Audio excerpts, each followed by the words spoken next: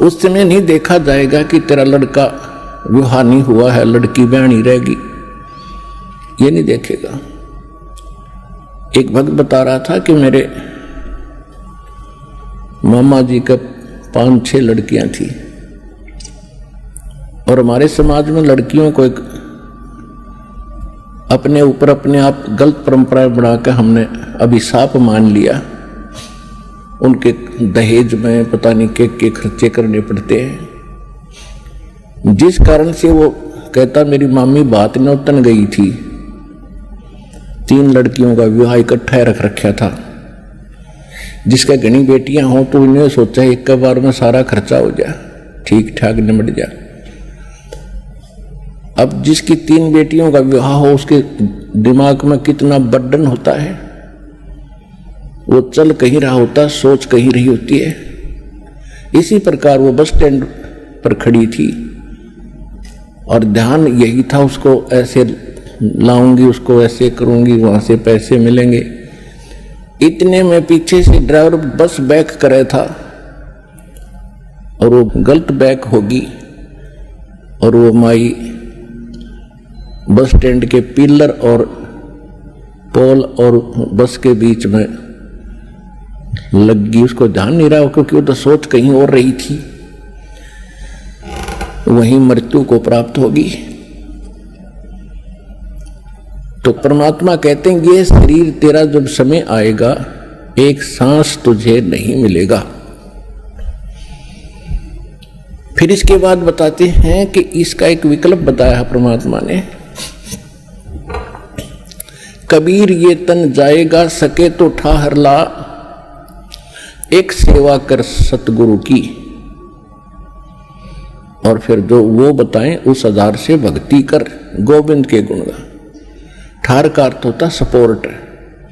तो परमात्मा कहते हैं ये मनुष्य जीवन तो आपका जो समय आएगा समाप्त होगा और आपका सारा कार्य दरा दराया रह जाएगा।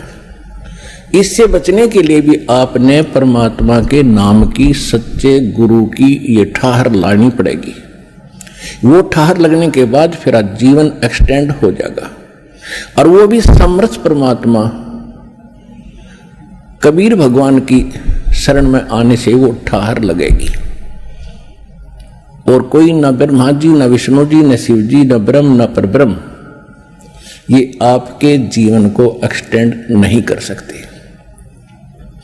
तो यहां परमात्मा कहते हैं कबीर ये तन जावेगा और सके तो ठाहर ला।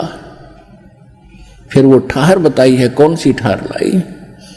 एक सेवा कर सतगुरु की और गोविंद के गुण गा। तो परमात्मा ने स्वयं आकर के वो ज्ञान दिया है जो विशेष ठाहर है, विशेष भक्ति है, जिससे परमात्मा हमारी मदद करते हैं। अब के आप यदि इस मार्ग को ढंग से अपनाकर आजीवन निर्वाह कर दोगे, आपका अंतिम जीवन है मनुष्य का, सदा के लिए सुखी हो जाओगे और सतलोक चले जाओगे, जहां कभी मृत्यु नहीं, कोई रोग नहीं, कोई वृद्ध अवस्था नहीं। वहां ऐसी ही सृष्टि है जैसी यहां पर है।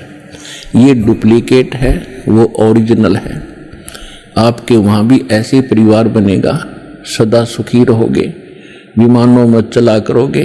प्रत्येक प्राणी का वहां पर अपना इंडिविजुअल विमान है, इंडिविजुअल बड़े बड़े बाग और बड़े बड़ी कोठियां हैं। पुण्यात्माओं,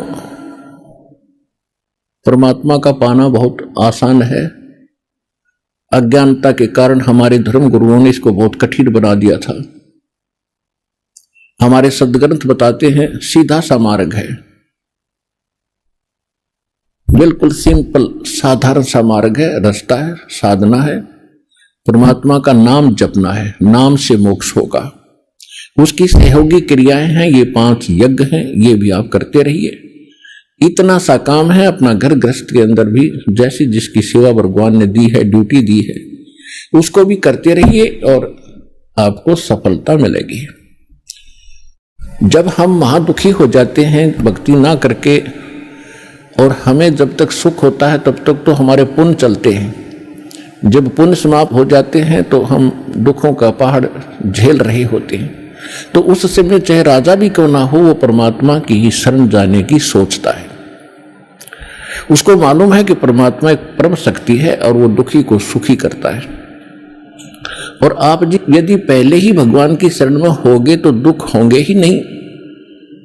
जब तक हम कबीर परमेश्वर की शरण में नहीं आते तब तक हमें अपना प्रारब्ध ही प्राप्त होता है, यानी पूर्व जन्म के अच्छे और बुरों का फल ही मिलता है।